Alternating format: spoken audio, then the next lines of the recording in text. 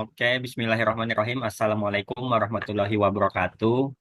Mohon izin, perkenalkan saya Rian Maulana, mahasiswa Universitas Cyber Asia kelas SI 503. Um, di sini saya akan mempresentasikan hasil ujian akhir semester mata kuliah analisis dan visualisasi data bersama teman kelompok saya, Bang Muhammad Raihan dari kelas SI 502. Bang Raihan mungkin boleh say hi. Ya, Mas, halo. Oke, Bang Raihan sudah siap. Mari kita mulai. Uh,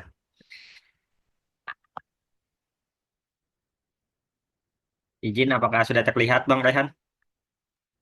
Terlihat sudah. Oke.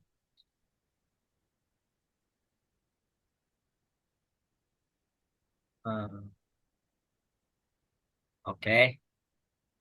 Hari ini saya dan Bang Raihan ingin mempresentasikan hasil UAS kami pada dataset gambaran umum sekolah dasar di Kalimantan Selatan.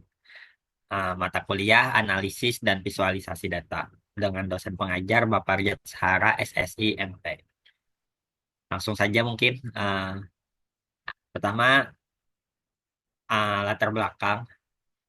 Analisa dan visualisasi data merupakan komponen yang penting dalam pengambilan keputusan berbasis data. Dengan memanfaatkan data, kita dapat mengidentifikasi pola, tren, dan masalah yang mungkin tidak terlihat secara langsung.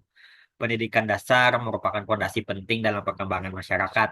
Untuk meningkatkan kualitas pendidikan, diperlukan pemahaman yang mendalam mengenai kondisi sekolah dasar di suatu wilayah. Data terkait jumlah sekolah, tenaga kependidikan, dan jumlah siswa tentunya dapat digunakan untuk melakukan sebuah analisis yang membantu pemangku kepentingan dalam mengambil kebijakan yang tepat. Di Kalimantan Selatan tersendiri, distribusi sekolah negeri dan swasta, tenaga kependidikan, serta tingkat siswa yang mengulang dan putus sekolah menjadi aspek yang perlu diperhatikan. Karena dari hal tersebut, proyek ini relevan dengan bidang sistem informasi karena melalui analisis dan visualisasi data kita dapat memahami persebaran dan pola yang ada sehingga dapat diusulkan nantinya rekomendasi kebijakan yang lebih baik. Maka dari itu kami mengangkat judul ini yaitu sebuah analisis dan visualisasi data dalam dataset sekolah. Tujuan dari proyek ini ada lima. Yang pertama, satu, kami dapat melakukan analisis dataset terkait sekolah dasar yang ada di Kalimantan Selatan. Eh, Dataset ini kami dapat dari internet. Yang kedua, menyajikan informasi dalam bentuk visualisasi yang mudah dipahami.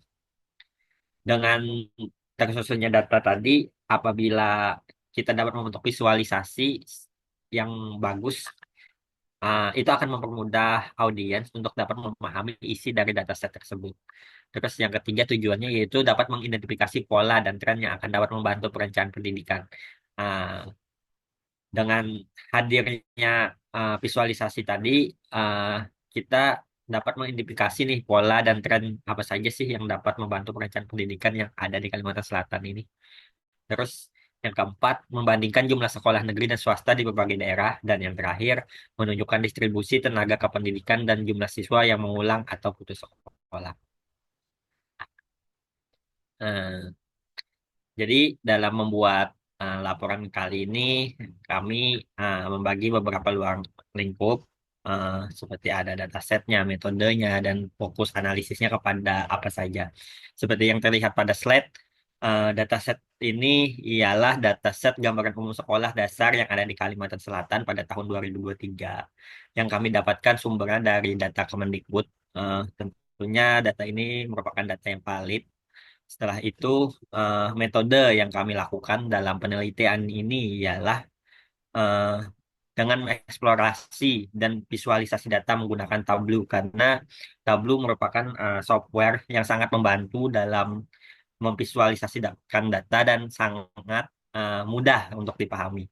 Setelah itu, fokus analisis kami setelah berhasil menyajikan data tersebut, kami kami berfokus kepada distribusi tenaga kependidikan yang ada dan juga jumlah serta kelas yang ada di Kalsel.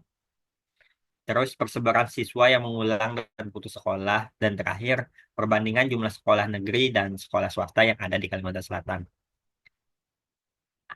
Untuk tinjauan pustakanya, eh, konsep analis dan visualisasi data. Kami ingin menjelaskan nih sedikit bagaimana, apa sih yang dimaksud dengan analisis data itu. Analisis data adalah proses mengolah data mentah menjadi informasi yang bermanfaat. Visualisasi data, sedangkan visualisasi data berperan dalam memperjelaskan pola, tren, anomali dalam data tersebut sehingga mempermudah pengambilan keputusan. Metode yang kami gunakan dalam analisis kali ini yaitu descriptive analysis. Ialah metode analisis yang digunakan untuk memahami karakteristik dasar dari data set sebelum dilakukan analisis lebih lanjut. Dalam konteks analisis data sekolah dasar, analisis ini mencakup perhitungan statistik dasar seperti jumlah total sekolah, siswa, dan tenaga pendidik.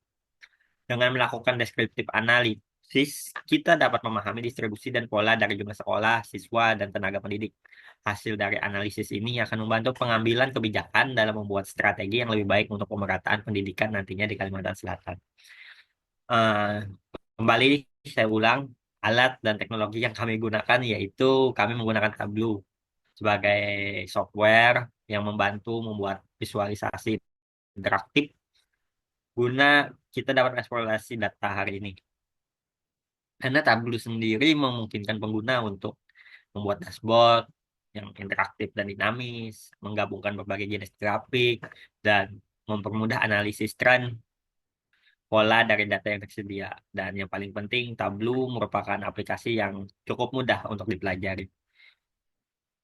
Eh, Sebelum lanjut ke laporan kami, tentunya kami membaca beberapa referensi yang ada, yaitu studi kasus yang serupa. Kalau tidak salah, kami memakai 3 studi kasus.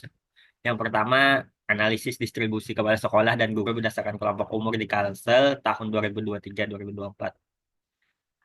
Di sini ada contoh jurnalnya yang bisa eh, yang kami ikuti sehingga memberikan pandangan dalam kami melakukan penelitian.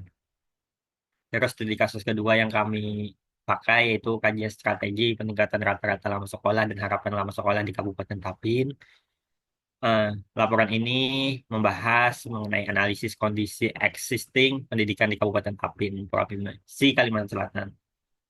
Di sini juga ada termasuk visualisasi peta spasialnya, sebagai sarana dan prasarana pendidikannya. Selain itu, laporan ini juga menganalisis faktor-faktor yang mempengaruhi rata-rata lama sekolah dan harapan lama sekolah.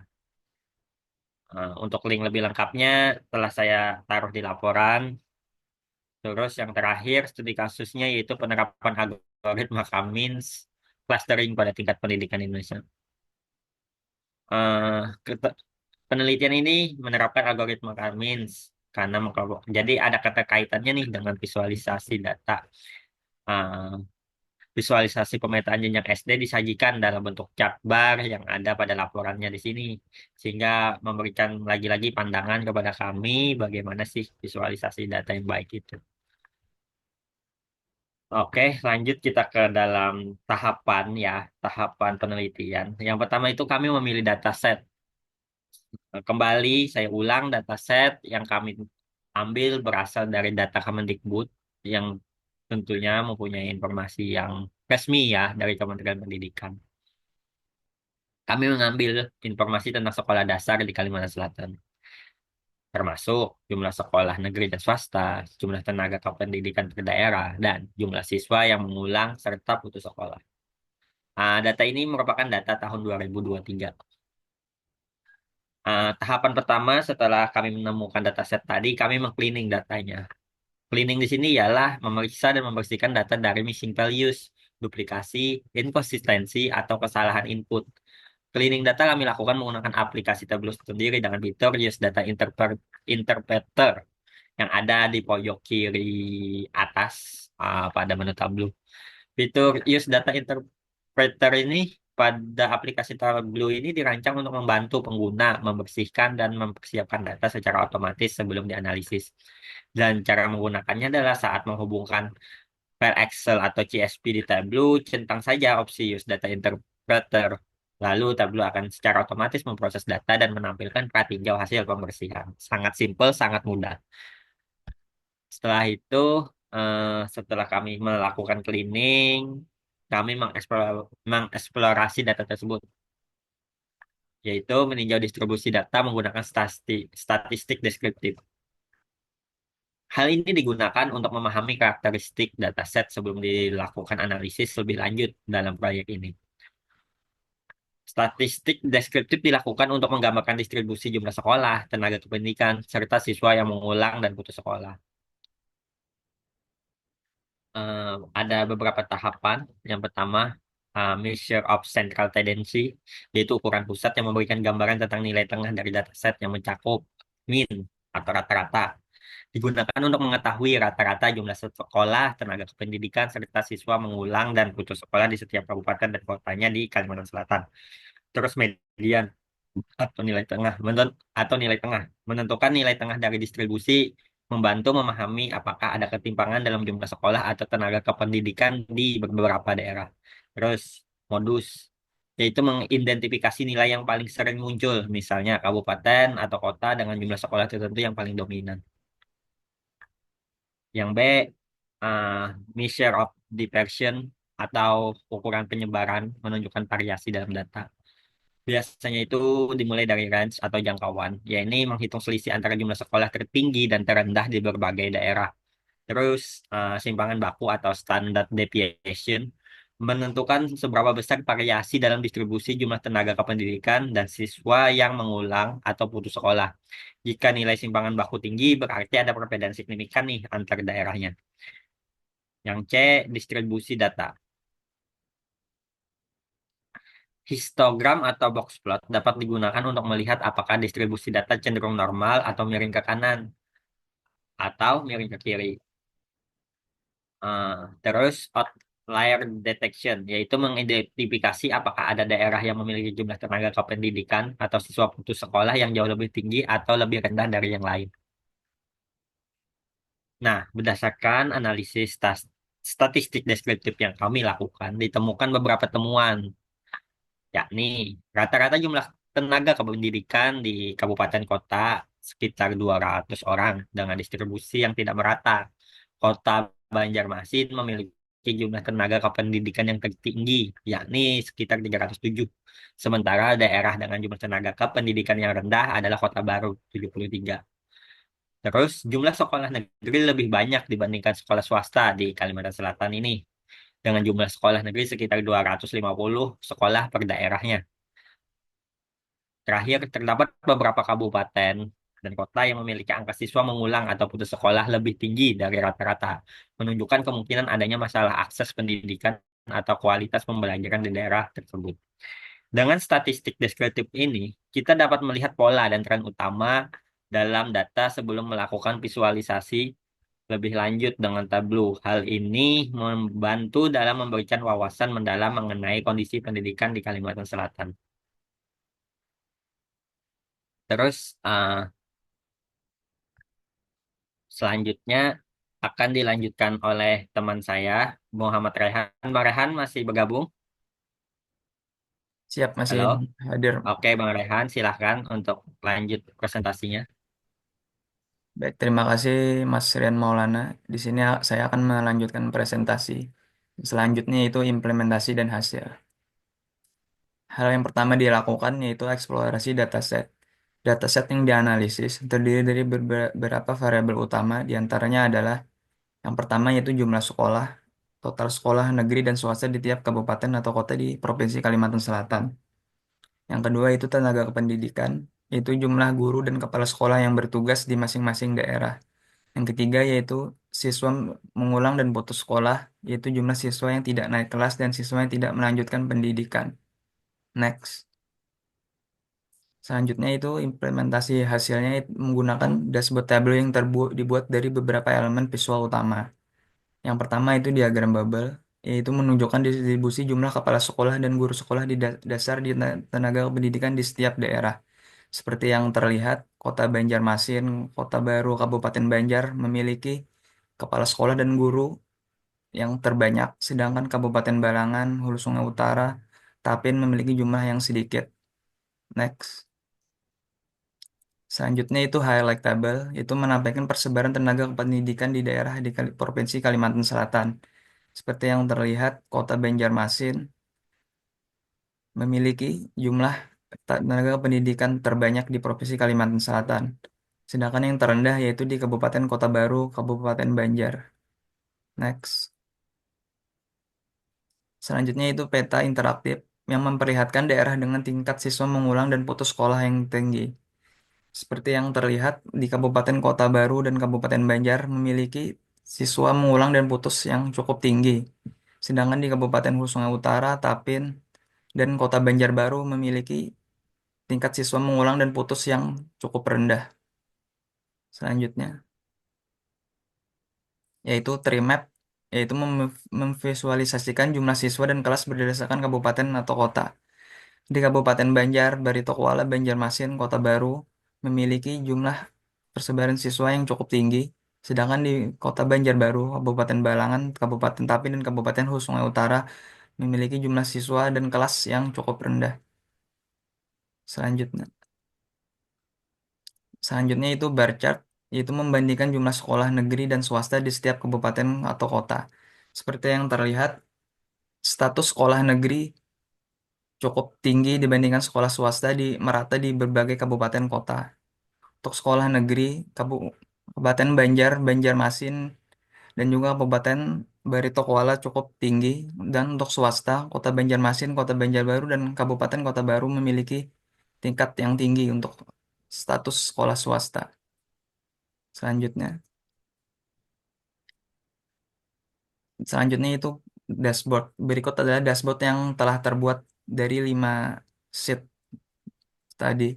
Yang pertama yaitu persebaran jumlah kepala sekolah dan guru sekolah dasar. Selanjutnya ada persebaran tenaga pendidikan.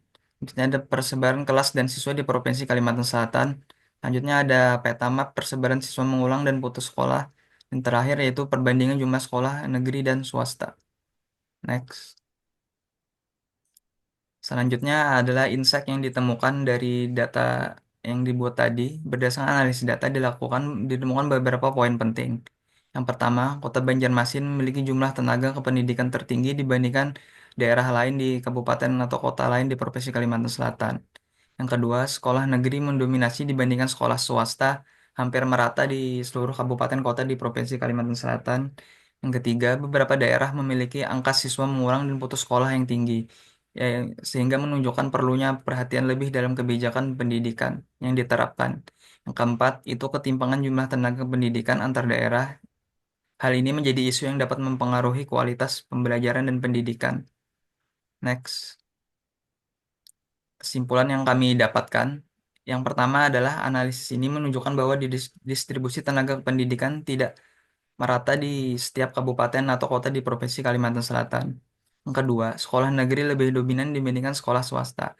Namun ada beberapa daerah yang memiliki jumlah sekolah swasta yang sangat cukup tinggi di antara kabupaten kota lainnya. Selanjutnya itu tingkat siswa mengulang dan putus sekolah menjadi masalah di beberapa kabupaten atau kota di Provinsi Kalimantan Selatan. Dan yang terakhir yaitu visualisasi data sangat membantu dalam memahami pola dan tren pendidikan di Kalimantan Selatan. Next. Selanjutnya kami merekomendasikan beberapa hal. Yang pertama yaitu pemerataan tenaga pendidikan. Pemerintah selaku pemangku kebijakan dapat mempertimbangkan redistribusi tenaga pendidik untuk daerah yang kekurangan di tiap kabupaten atau kota. Selanjutnya itu program remedial untuk siswa mengulang, yaitu meningkatkan program remedial agar siswa tidak perlu mengulang kelas. Selanjutnya, melakukan analisis lebih lanjut, menggunakan data historis untuk melihat tren jangka yang lebih panjang lagi untuk mengidentifikasi faktor penyebab utama dari ketimpangan pendidikan. Dan yang terakhir itu kolaborasi dengan pihak swasta, yaitu mempertimbangkan kemitraan dengan sekolah swasta untuk meningkatkan akses pendidikan. Ya, mungkin yang itu yang dapat saya sampaikan, saya kembalikan ke Bang Rian Maulana. Oke, terima kasih Bang Rehan atas kerjasamanya. Terima kasih juga Bapak Riyad Sara atas tugas UASnya. Demikian mungkin yang dapat kami presentasikan dalam video UAS kali ini. Tentunya eh, masih jauh dari kata sempurna. Kami harap masukan, saran, serta kritik atau yang membangun untuk evaluasi dari tugas kami ini. Demikian, saya izin tutup pengerahan ya. Siap. Eh, Demikian, wabillahi taufiq walhidayah. Wassalamualaikum warahmatullahi wabarakatuh. Waalaikumsalam.